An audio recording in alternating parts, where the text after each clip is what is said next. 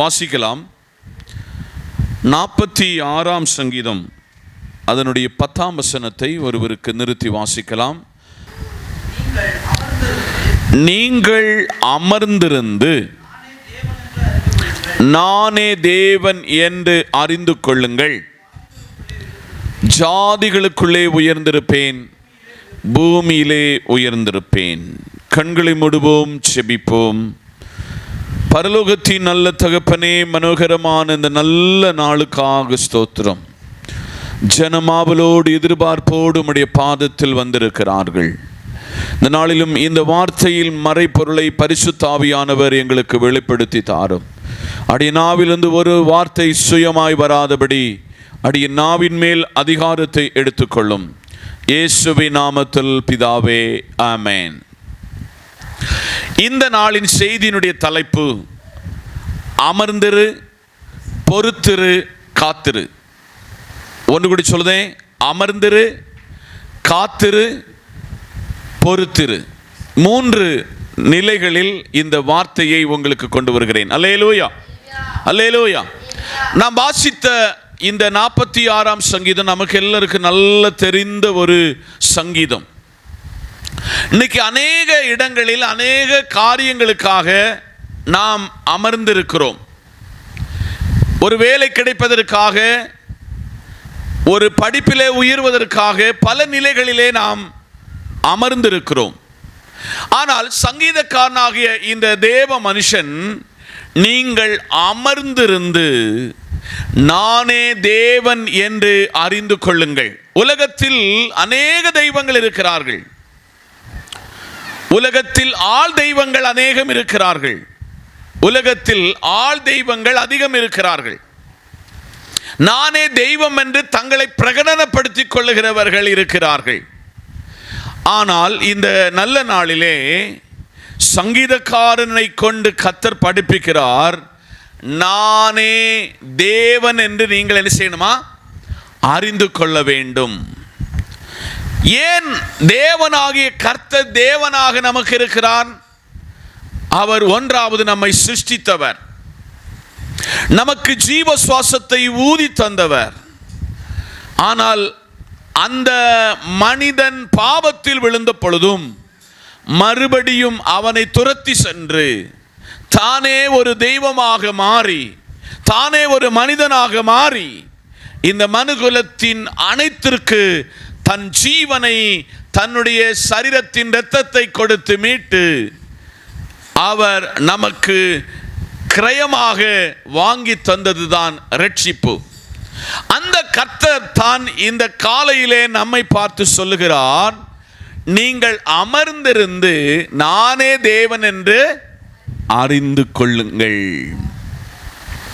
ஜாதிகளுக்குள்ளே உயர்ந்திருப்பேன், பூமியிலே உயர்ந்திருப்பேன்.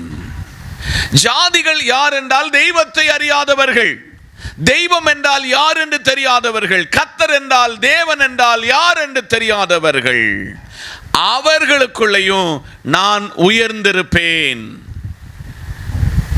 அடுத்து அந்த சங்கீதத்தின் 10ஆம் வசனத்தை நிறைவு செய்ய சொல்ல சங்கீதக்காரன் சொல்லுகிறார், நான் பூமியிலே உயர்ந்திருப்பேன். கர்த்தரை குறித்து சொல்லுகிறார், நான் பூமியிலே உயர்ந்திருப்பேன்.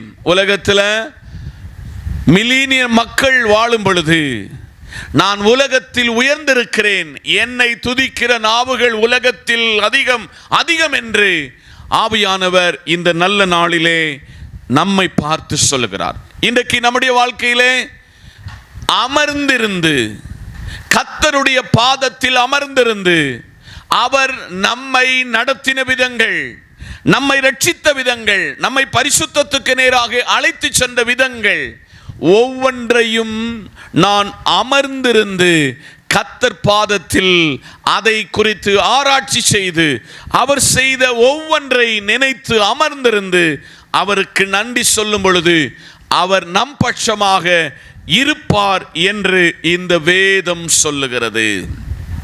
அல்லேலூயா. இஸ்ரவேல் ஜனங்களுடைய வாழ்விலே அவர்களுக்கு 7 பண்டிகை உண்டு. ஒரு ஆண்டில் 7 பண்டிகை. அந்த பண்டிகை ஏன் அவர்கள் ஆசரிக்கிறார்கள் என்றால், நாங்கள் ஒரு நாளிலே அடிமைத்தன வீட்டில் இருந்தோம். ஒரு நாள் நாங்கள் அடிமைப்பட்டு சுதந்திரமற்றவர்களாயிருந்தோம். எங்களுக்கு ஆசரிப்பு கூடாரத்தில் கழிந்த பின்பு எங்களுக்கு ஆராதிப்பதற்கு ஆலயம் இல்லாதிருந்தது.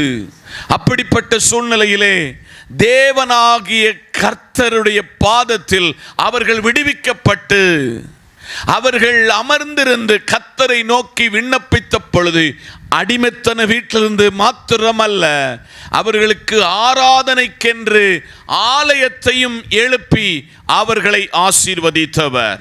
இந்த நல்ல நாளிலே உங்களுக்கும் எனக்கும் அமர்ந்திருந்து அநேக காரியங்கள், உலக காரியங்களை பேசுவதற்கான நேரம் உண்டு. உலகத்தில் உள்ள பிரச்சனைகளை அநேக காரியங்களை பேசுவதற்கு உண்டு.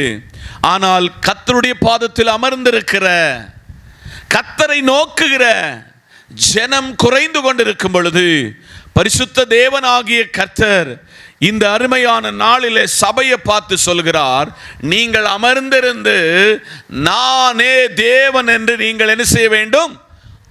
அறிந்து கொள்ள வேண்டும். அப்படிப்பட்ட இந்த தேவனை நீங்கள் அறிந்து எவ்வளவாய் அறிந்திருக்கிறீர்கள், எவ்வளவாய் ருசித்திருக்கிறீர்கள், எவ்வளவாய் அவர் மேலில் அன்பு கொண்டிருக்கிறீர்கள், எவ்வளவாய் அவரிடத்தில் அமர்ந்திருக்கும் பொழுது நம்மளுடைய விண்ணப்பங்களை கேட்கிறவர் என்று எத்தனை பேரால நம்மால சொல்ல முடியும்?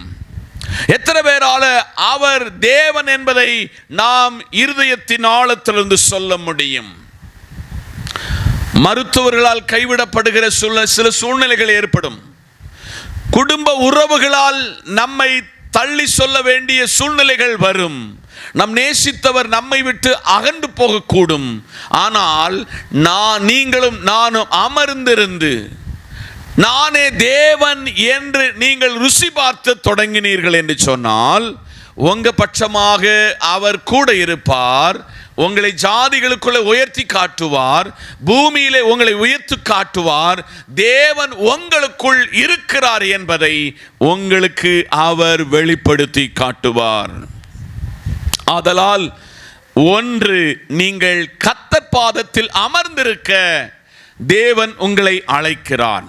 ஆனபடினால் ஒரு நேரம் எடுத்து, அல்லேலூயா, எல்லாம் ஒரு பிஸியான வேர்ல்டில் நம்ம இருக்கிறோம், உலகத்தில் இருக்கிறோம். ஆனால் அமர்ந்திருந்து அவர் யார் என்பதையும், கடந்த நாளிலே அவர் இல்லாத வாழ்வுக்கும் அவர் வந்த வாழ்வுக்கும் உள்ள வித்தியாசம் எப்படிப்பட்டதா இருக்கிறது என்று நாம் நம்மை சோதித்து அறிந்து, அவர் ஏன் கூட இருக்கிறார், அவர் வந்ததனால என்னை உயர்த்தி வைத்திருக்கிறார், பூமியினுடைய ஜனங்கள் பார்க்கத்தக்க என்னை ஆசீர்வதித்திருக்கிறார் என்று அமர்ந்திருக்கிற அனுபவம், கிறிஸ்துவை ஏற்றுக்கொண்டதற்குள்ள முன் இருக்கிற நம் இருந்த வாழ்க்கைக்கும் இப்போ நம்ம எப்படி மாற்றப்பட்டிருக்கிறோம் என்பதை நாம் சோதித்து மீண்டும் அதிகமாய் ஆண்டவர் பாதத்தில் அமர்ந்திருக்க கர்த்தர் நம்மை அழைக்கிறார். இரண்டாவதாக வாசிக்கலாமே, ரூத்துவின் புஸ்தகம் 3ஆம் அதிகாரம் அதனுடைய 18ஆம் வசனம். அப்பொழுது அவள், என் மகளே, இந்த காரியம் என்னமாய் முடியும் என்று நீ அறிய மட்டும் பொறுத்திரு. அந்த மனுஷன் இன்றைக்கு முடிக்கும் முன். இரண்டாவது, நாம் தேவ சமூகத்தில் பொறுத்து இருக்கணுமா? என்ன செய்யணுமா? என்ன செய்யணுமா? இன்னைக்கு உலகத்தில் இல்லாதது பொறுமை.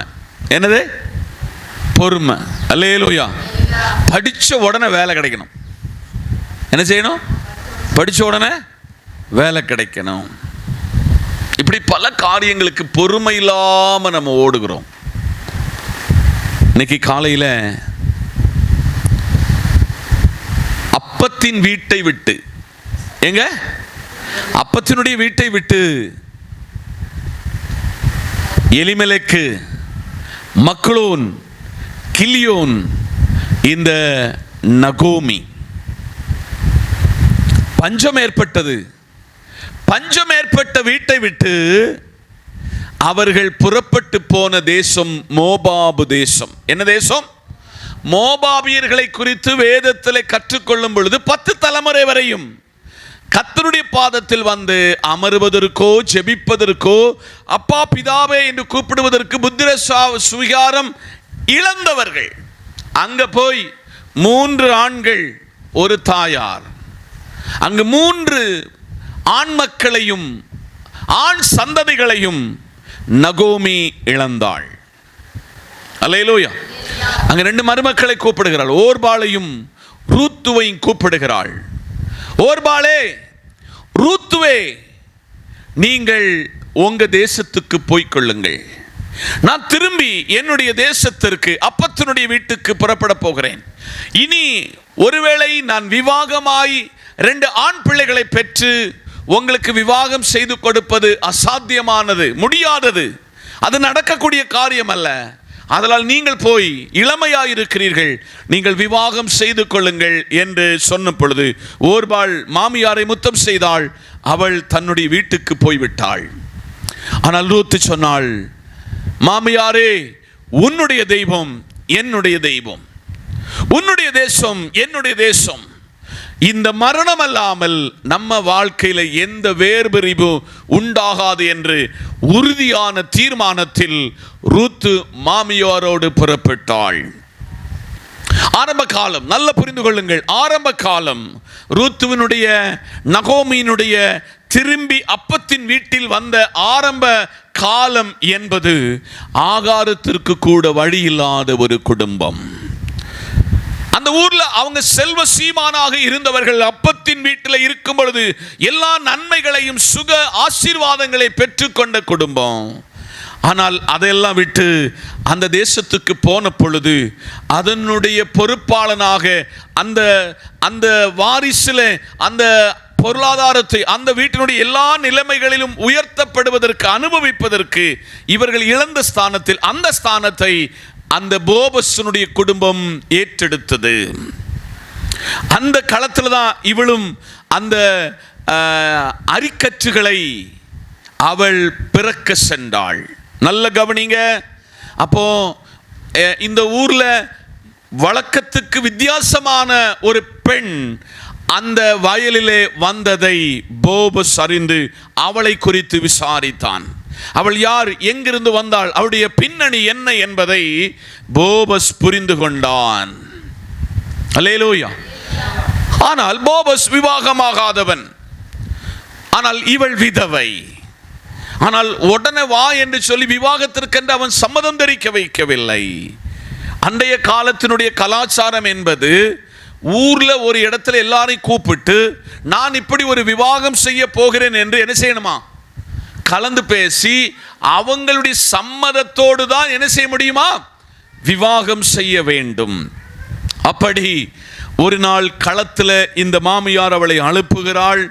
அந்த இடத்துல அனுப்புவதற்கு முன்பதாக இந்த மாமியார் இவளை பார்த்து சொல்லுகிறாள். அப்பொழுது அவள், என் மகளே ரூத்துவே, இந்த காரியம் என்ன ஆக முடியும் என்று நீ அறிய மட்டும் நீ என்ன செய், அவன் என்ன என்ன சொல்ல போகிறான், உன்னை விவாகம் செய்து கொள்வதற்கு அவன் உனக்கு என்ன செய்ய போகிறான், நீ அமர்ந்திருந்து காத்திரு. அல்லேலூயா. இன்னைக்கு ஒரு வீடு கட்டுவதற்கு, உங்களை பிள்ளைகளை படிக்க வைப்பதற்கு, உங்கள் விசுவாச வாழ்க்கையிலே வளர்வதற்கு, உங்கள் ஆவிக்குரிய வாழ்வு எப்படி இருக்க வேண்டும் என்ற நிலை உயர்த்தப்படுவதற்கு, உங்க பிள்ளைகளை எப்படிப்பட்ட விவாகம் செய்து கொடுக்க வேண்டும், யாருக்கு விவாகம் செய்து கொடுக்க வேண்டும் என்று இந்த நகோமியினுடைய ஆலோசனை ரூத்துவுக்கு கொடுத்தது போல நீங்கள் அமர்ந்திருந்து காத்திருங்கள். அங்கிருந்து என்ன செய்தி, போபஸனுடைய வாயிலிருந்து என்ன செய்தி வரப்போகிறது என்று நீங்கள் பொறுத்திருங்கள் என்று நாம் என்னென்ன காரியங்களுக்கு நம்ம பொறுத்திருக்கிறோம். இன்னைக்கு பரிசுத்த ஆவியானவர் இந்த நல்ல நாளிலே அநேகர் வராமல் இருந்த சூழ்நிலையில உங்களை என்ன இந்த இடத்துல கூட்டி கொண்டு வந்து சொல்லுகிறார், நீங்கள் பொறுத்திருந்து, ரூத்துவே நீ பொறுத்திருந்தால் உனக்கு பின்னால் ஒரு பெரிய ஆசீர்வாதம் உண்டு. நீங்கள் எதற்காக தேவ சமூகத்தில் பொறுமையோடு பொறுத்திருந்து கர்த்தர் பாதத்தில் காத்திருக்கிறீர்களோ அதுக்கு பின்னால் ஒரு பெரிய ஆசீர்வாதம் வரும். ஆமென் சொல்லுங்க. அந்த மாமியார் சொன்னதை அப்படியே ரூத்து கேட்டாள். என்ன செய்தா? கேட்டாள். ஆமென் சொல்லுங்க.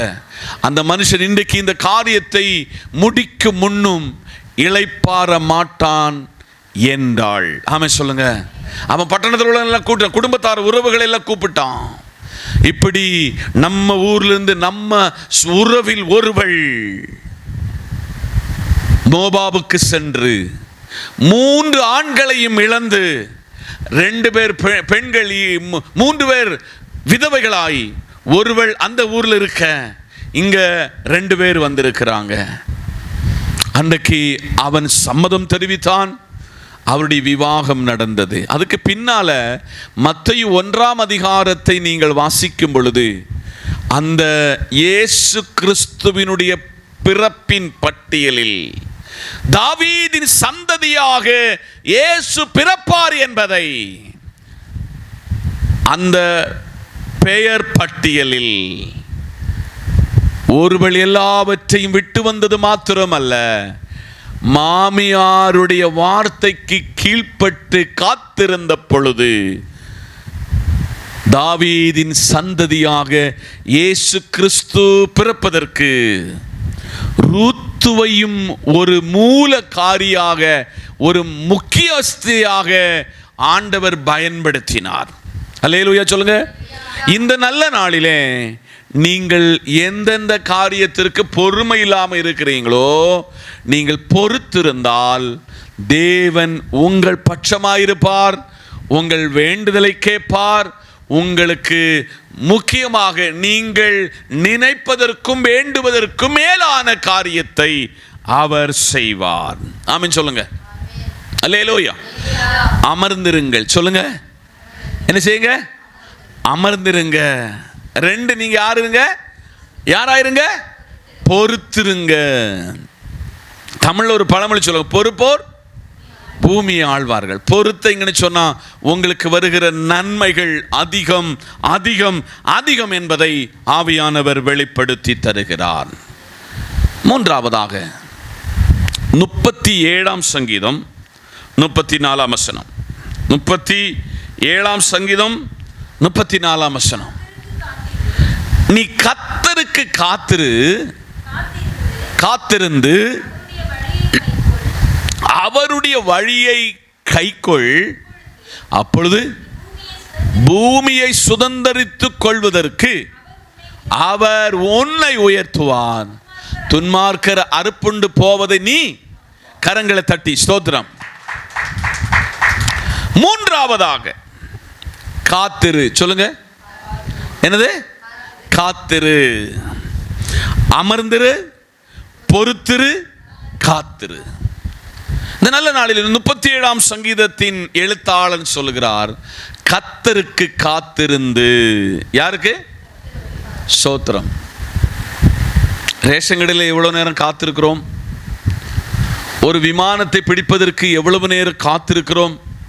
ஒரு ட்ரெயினை பிடிப்பதற்கு எவ்வளவு நேரம் காத்திருக்கிறோம்? மீன் பிடிக்க போகிறவங்க சூண்டைய அந்த தண்ணியில் போட்டுட்டு எவ்வளவு நேரம் காத்திருக்கிறார்கள். ஆனால் இங்கே சங்கீதக்காரன் சொல்கிறான், கர்த்தருக்கு காத்திருந்து சொல்லுங்க. கர்த்தருக்கு காத்திருந்து அவருடைய வழிகளை கைக்கொள். அவருடைய வழி உத்தமமான வழி, அவருடைய வழி நீதியுள்ள வழி, அவருடைய வழி பரிசுத்த வழி. அவர் சொன்னார், நான் பரிசுத்தர் ஆனபடியால் நீங்களும் பரிசுத்தராய் இருங்கள், பரிசுத்தம் இல்லாமல் ஒருவனும் என்னை தரிசிப்பது இல்லை என்று கர்த்தர் திருவுள்ளம் பற்றுகிறார். இன்னைக்கு இந்த நல்ல நாளிலே கர்த்தருக்கு காத்திருக்கிற அனுபவம் நமக்கு இருக்கிறதா? நமக்கு ஜெப வாழ்வு இருக்கிறதா? நமக்கு வேத வசன தியானம் இருக்கிறதா? நாம் அதை ஆராய்ச்சி செய்கிற அனுபவம் இருக்கிறதா? ஆலயத்தில் கர்த்தருடைய பாதத்தில் ஒரு காரியத்திற்காக ஜெபித்து அந்த அந்த அந்த காரியத்திற்கு பதிலுக்காக காத்திருக்கிற அனுபவம் சபையே உங்களுக்கும் எனக்கும் இருக்கிறதா என்று கர்த்தர் இந்த நல்ல நாளிலே கேட்கிறார். அங்கே சங்கீதக்காரன் சொல்ல, பூமியை நீங்கள் சுதந்தரித்துக் கொள்வதற்கு அவர் உன்னை உயர்த்துவார். ஆமென் சொல்லுங்க. பூமியை நம்ம என்ன செய்வோமா? சுதந்தரிப்போம். பூமியை நாம் சுதந்தரிப்போம். ஆண்டவர் இந்த காலையிலே சிருஷ்டியில சொல்லுதாரு, ஆதாமுகிட்ட சொல்லுதாரு, ஆதாமே நீ பல்கி பெருகி இந்த பூமியை நிரப்பி இந்த பூமியில் உள்ள சகல அண்ட சராசரங்களை நீ ஆண்டு அனுபவித்து கீழ்ப்படுத்தி உனக்கு அனுபவித்துக் கொள் என்று கர்த்தர் இந்த மனுஷனுக்கு மட்டும்தான் இந்த அதிகாரத்தை தந்தார். ஆமென் சொல்லுங்க. அவர் சொல்லுகிறாரு, இப்ப திருப்பி சொல்லுகிறாரு, நான் அந்த இடத்துல ஆதாமுக்கு பின்பாக ஆபிரகாமுக்கு பின்பாக நான் உங்களை இந்த பூமியிலே உயர்த்துவேன். கடைசியில அந்த சங்கீதத்தை முடிக்க சொல்ல 34ஆம் வசனத்தை முடிக்க சொல்லுதாரு, துன்மார்க்கர் அறுப்புண்டு போவதை நீ என்ன செய்வாய்? காண்பாய். துன்மார்க்கர் அறுப்புண்டு இல்லாமல் போகிறதை என்ன செய்வாயா? நீ காண்பாய் என்று ஆவியானவர் திருவுள்ளம் பற்றுகிறார். வாசிங்க ஏசாயா 40:31. கர்த்தருக்கு காத்திருக்கிறவர்களோ புது பலன் அடைந்து கழுகுகளை போல செட்டைகளை அடித்து எழும்புவார்கள். அவர்கள் ஓடினாலும் இளைப்படையார்கள், நடந்தாலும். அல்லேலூயா. கர்த்தருக்கு யார் காத்திருக்கிறீங்களோ, கர்த்தருக்கு யார் காத்திருக்கிறீங்களோ நீங்க புது பலன் அடைவீர்கள். எத்தனை பேர் விசுவாசிக்கிறீங்க? நீங்கள் புது பலன் அடைந்து கழுகுகளை போல செட்டைகளை அடித்து எழும்புவார்கள். அவர்கள் என்ன செய்ய மாட்டாங்களாம்? ஓடினாலும் நடந்தாலும் சோர்ந்து போக மாட்டீர்கள். அல்லேலூயா. நீங்க உலகத்தினுடைய காரியங்களுக்கு வேண்டி எவ்வளவு காத்திருக்கிறீங்க தெரியுமா? ஒரு சான்றிதழ் வாங்குவதற்கு நம்ம எவ்வளவு நேரம் காத்திருக்கோம் தெரியுமா? ஆனால் இன்னைக்கு கர்த்தருக்கு காத்திருக்கிறவர்கள் கழுகுகளை போல, யாரை போல? கழுகுகளை போல செட்டைகளை அடித்து எழும்புவார்கள். அவர்கள் ஓடினாலும் இளைப்படையார், நடந்தாலும் சோர்ந்து போ. எசையா 64:4. எசையா 64:4.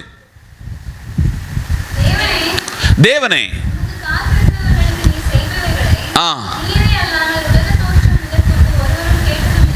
செவிகளால்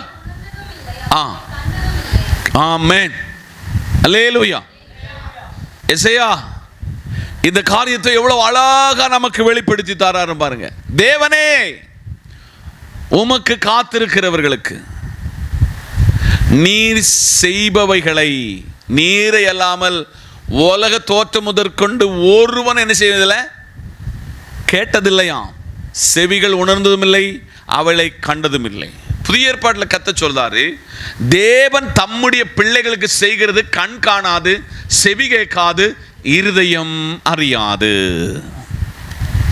ஆதலால் கர்த்தருக்கு காத்திருக்கிறவர்களுக்கு வருகிற நன்மை உங்க பக்கத்து வீட்டுக்காரங்க, உங்க உறவுகள், உங்க நண்பர்கள், உங்களை சார்ந்த யாருக்குமே என்ன செய்யாதான், தெரியவே தெரியாது, கேட்காது, செவி உணர்த்தாது. ஆனால் அவர்கள் கண்டதும் இல்லை. கர்த்தருக்கு காத்திருக்கிறவர்களுக்கு கர்த்தர் இதை செய்வார். எத்தனை பேர் நம்புகிறீங்க? அப்படி காத்திருக்கிற அனுபவம் நமக்கு இருக்கிறதா?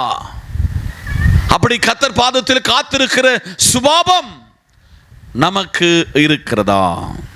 இருக்குமே. ஆனால் நீங்கள் ஜெபிக்கிற ஜெபம், நீங்கள் தியானிக்கிற தியானம், நீங்கள் ஆலயத்தில் காத்திருக்கிற காத்திருப்புதல் உங்களுடைய நிலைமையை மாற்றும் என்று இந்த நல்ல நாளிலே உங்களுக்கு சொல்லுகிறேன். அருமையான இயேசு கிறிஸ்துவால் தேர்வு செய்யப்பட்ட 12 சீஷர்கள், எத்தனை? 12 பேரில் ஒருவன், அதாவது உணர்ச்சி வசப்பட்டு அவன் நாண்டு இந்த உலகத்திலிருந்து தன் ஜீவனை அவன் இழந்த பொழுது, இந்த சத்தத்தை கவனிக்கிற தேவ பிள்ளைகளே, இந்த 11 பேரும், நல்ல புரிந்து கொள்ளுங்கள், இந்த 11 பேரும் அவர் மரித்த பின்பு என்ன ஆகுமோ என்று கலங்கி பயந்து பூட்டின வீட்டில் காத்திருக்கும் பொழுது அங்கே தேவனாகிய கிறிஸ்து, உயிர்த்தெழுந்த கிறிஸ்து, யாரே? மரித்த இயேசு, உயிர்த்தெழுந்த இயேசு அந்த பூட்டின வீட்டுக்குள்ளே போய் உங்களுக்கு சமாதானம். ஆமென் சொல்லுங்க. எங்கெல்லாம் ஜனம் தேவ பாதத்தில் காத்திருந்ததோ, எங்கெல்லாம் ஜனம் காத்திருந்ததோ, அங்கு ஜனங்களை தேடி வந்து அவர்களை ஆறுதல் படுத்தின தெய்வம். அல்லேலூயா. இந்த நாளிலே சாலோமோன் தன் தகப்பனை குறித்து சொல்கிறான், எங்க அப்பா ஒரு காரியத்திற்காக காத்திருக்கிறார். என்னத்துக்காக காத்திருக்கிறார்? கர்த்தருக்கு ஆலயம் இல்லை. இஸ்ரவேல் ஜனங்களை தேவன் வனாந்திரத்திலே அழைத்து வந்த பொழுது அவர்களுக்கென்று ஒரு ஆசரிப்பு கூடாரம் தான் இருந்துச்சு. அந்த ஆசரிப்பு கூடாரத்திற்கு பதிலாக எங்க அப்பா ஒரு காரியத்திற்காக காத்திருக்கிறார். எங்க அப்பாவுடைய காத்திருக்கிறதுல தேவன் அறிந்து எங்க அப்பா கிட்டே சொன்னாரு, மகனே, உன் கை இரத்த கரை புரண்ட கை, ஆதலால் நீ எனக்கு தேவாலயத்தை கட்ட வேண்டாம், உன் மகன் எனக்கென்று தேவனுடைய ஆலயத்தை கட்டுவான் என்று சொன்னார். அன்பான தேவ பிள்ளைகளே, அந்த ஆலயத்தில் ஜனம் காத்திருந்தது. அந்த ஆலயத்தில் தேவனுக்கு பிரியமல்லாத காரியங்கள் எல்லாம் வந்த பொழுது ஒரு கல்லில் இடாதபடிக்கு அந்த ஆலயம் எப்படி கட்டி காக்கப்பட்டதோ அது அந்நியர்களால் அது என்ன செய்யப்பட்டது? சூறையாடப்பட்டது, இடிக்கப்பட்டது. செருபாபேலின் காலத்தில் மறுபடியும் அந்நிய ராஜாக்கள் மூலமாக ஆலயம் கட்டப்பட்டது. ஆமென் சொல்லுங்க. அதனால் உங்களுக்கென்று ஒரு ஆலயத்தை கர்த்தர் தந்திருக்கிறார். இந்த ஆலயம் கள்ளர் குகைகளாக்குவதற்கல்ல. இந்த ஆலயத்தில் ஜனம் கர்த்தருடைய சமூகத்தில் காத்திருக்கிற அனுபவம் உள்ளவர்களாக நீங்கள் மாற்றப்பட்டால் உங்கள் வேண்டுதல்களை சத்துரு காண மாட்டான். உங்க கூட நடக்கிறவங்க உங்க காரியங்களை காண மாட்டாங்க, செவி கேட்காது. உங்களுக்காக அவர் நீங்கள் நினைப்பதற்கும் வேண்டுவதற்கும் மேலானவைகளை அவர் செய்வார். சுவாசிக்கிறவங்க ஆமை சொல்லுங்க.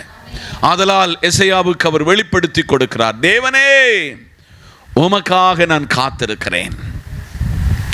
நீ செய்பவைகளை நீரை அல்லாமல் உலக தோற்றுவதற்கு முன் கொண்டு ஒருவனும் கேட்டதில்லை, செவிகள் உணர்ந்ததில்லை, அவைகள் கண்டதும் இல்லை.